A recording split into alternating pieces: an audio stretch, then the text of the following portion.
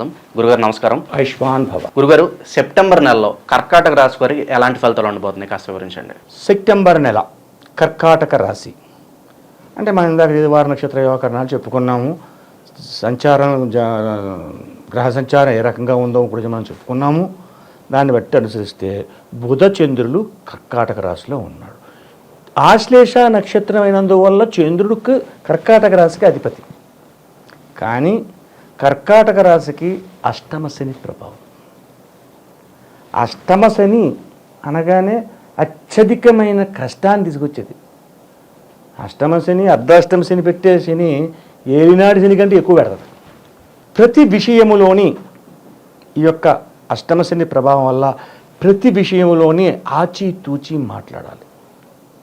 ఎంతటి కోపం వచ్చినా అణగదొక్కుకోవాలి. మీరు ఖర్చు పెట్టే ప్రతి పైసాని కూడా ఆలోచించి ఖర్చు పెట్టాలి.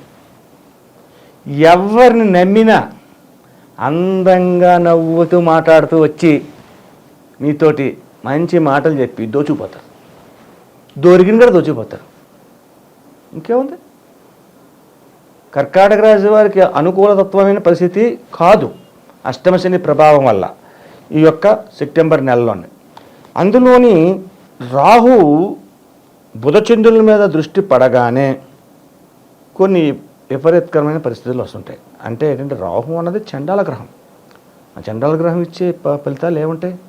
కొన్ని ఇబ్బందికరమైన స్థితిని కలిగిస్తుంది. కాబట్టి మనం మాట్లాడే ప్రతి మాటను ఆచితూచి మాట్లాడాలి. ఎట్టి పరిస్థితుల్లోని తొట్టుబాటు కానీ తొందరపాటుతనం కానీ ఉండకూడదు. మాట్లాడే పరిస్థితి జాగ్రత్తగా. ఎవడో మనకంటే చిన్నడు వచ్చాడు, నీ ఆండబాబు అన్నందువల్ల తప్పు కాదు. మర్యాదించాలి, గౌరవించాలి. అవతలవాడు గౌరవించకపోవడం ఆడి సంస్కారాన్ని బట్టి ఉంటుంది. ఇప్పుడు మనం ఉన్న పరిస్థితిని బట్టి ప్రతి వారిని కూడా గౌరవించాలి. ఎన్టీ రామారావు గారు ఉండేవారట. ఆయన దగ్గరికి చిన్నోడు వెళ్ళినా సరే కొత్తగా వచ్చినోడు, అయ్యా నమస్కారం గురుగారు అండి, నమస్కారం అండి, నమస్కారం అండి అని గౌరవించి కూడా ఆయన. ఇంకా సినీ ఫీల్డ్లో ఉన్న వాళ్ళు లేదా ఆయన మాట్లాడు హలో బ్రదర్ అనేవారు. అటువంటి గౌరవాన్ని నేర్చుకోవాలి. చక్కని గౌరవ మర్యాదను ఇవ్వాలి. ఆడు అడుగుతారో ఉంచుతారో మనకు అనుకుంటా. ఆ రకమైన పరిస్థితుల్లో ఈ యొక్క కర్కాటక రాశి చక్కగా నడుచుకుంటే వెళ్ళాలి.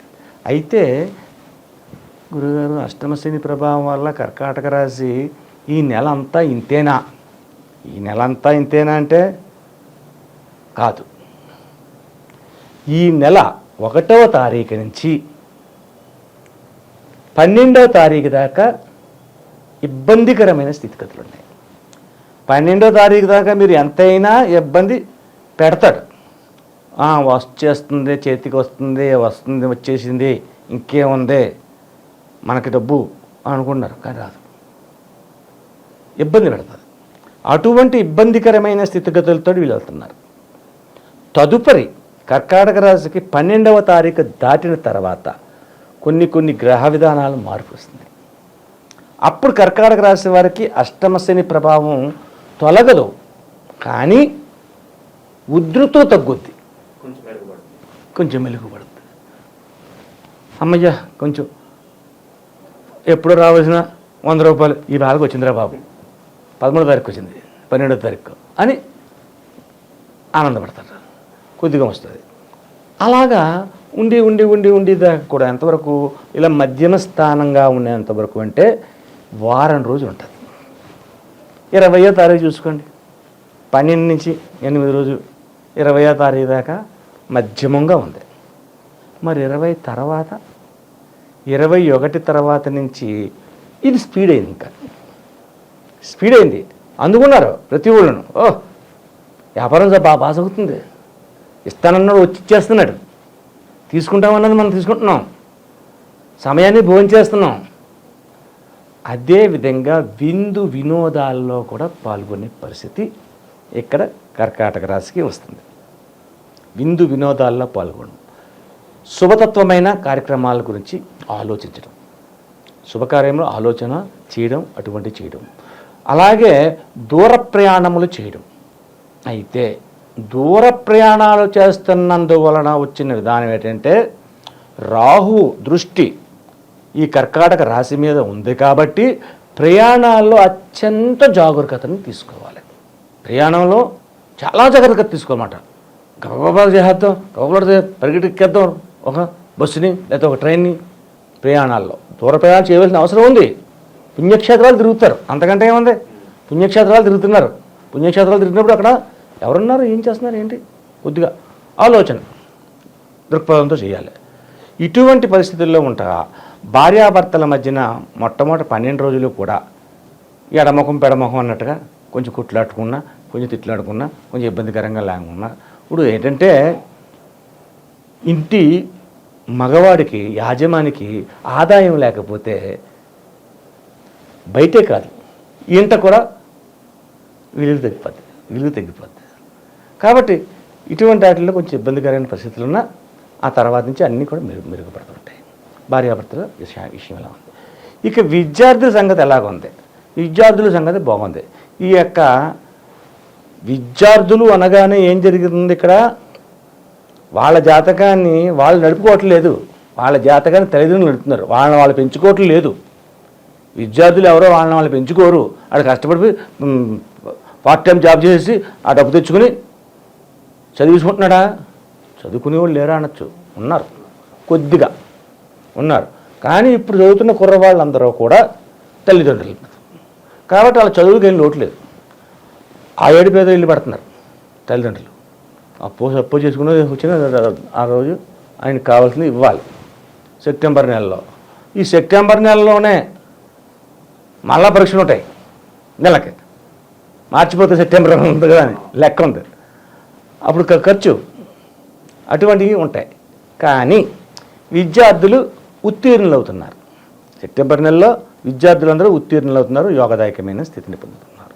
కాబట్టి కర్కాటక రాశి వారికి కలిగిన విధానాన్ని బట్టి చూస్తే కొంచెం ఇబ్బందికరంగా 12 రోజులు ఇబ్బందికరంగా ఉంది. ఆ తర్వాత నుంచి శుభదాయకమైన ఫలితాలు కొంచెం వారం రోజుల తర్వాత ఇంకా శుభదాయకమైన ఫలితాలు పొంది ఒక కట్టుబడి అమ్మయ్య పడ్డామరా బాబు, నడుము ఇరిగిపోయిందేమో అనుకున్నాను, ఇరగలేదు అనే భావం వస్తుంది.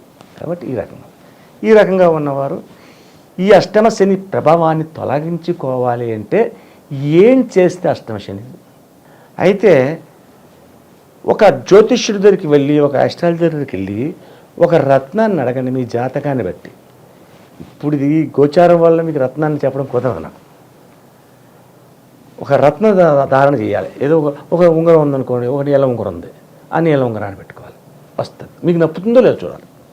అష్టమ శని ఉంది కదా, ఏలినాడు శని ఉంది కదా అని పెట్టేది కూడా కాదు, మీ జాతకం నప్పుతుందో లేదా అది చూసి ఆ రత్నాన్ని ధరించండి. అది బంగారంలో ధరించాలా, వెండిలో ధరించాలా, రాగిలో ధరించాలా అన్నది కూడా వాళ్ళు చెప్తారు. తదుపరి ప్రతి శనివారం ఈ యొక్క నెలలో ఎన్ని శనివారాలు అయితే వస్తాయో, 4 వస్తే 4, 5 వస్తే 5, ప్రతి శనివారం ఉదయాన్నే లేవండి.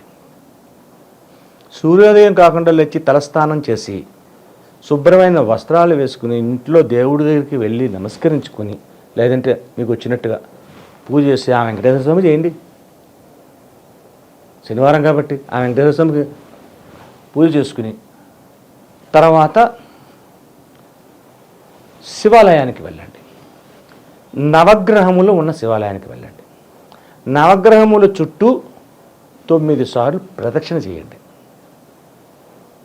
9 సార్లు ప్రదక్షిణ చేసిన తర్వాత, లేదా ఆ పంతులు గారు ఉంటారు, ఆయన రమ్మని చెప్పేసి మీ గోత్రాన్ని చెప్పి సంకల్పం చెప్పించి ఓ పూజ చేయించి 9 ప్రదక్షిణలు చేయండి, నమస్కరించుకోండి.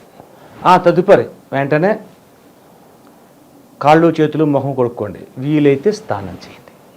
వీలు కాకపోతే కాళ్ళు చేతులు మొహం కొడుక్కుని శుభ్రంగాను కొన్ని నీళ్లు నెత్తి మీద చిలకరించుకుని విభూదిని ధరించడం నాకులా సన్నంగా పెట్టడం కాదు, మొత్తం విభూది నొసలంతా పట్టేయాలి.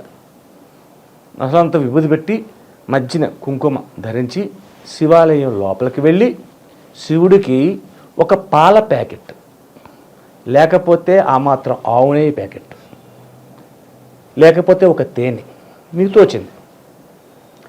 తేనె అనగానే ఇంత బాటిల్ ఎట్టు వెళ్తారు, అలా కాదు. శివలింగం తడవాలి, మనం చేసే అభిషేకానికి శివలింగం అంతా తడవాలి. అటువంటి విధంగా చేయండి. చేసిన తర్వాత నమస్కరించుకుని శివుడికి ఇంటికి వచ్చేయండి. ఇంటికి వచ్చిన తర్వాత ఆయిల్ లేని ఫుడ్ తినండి.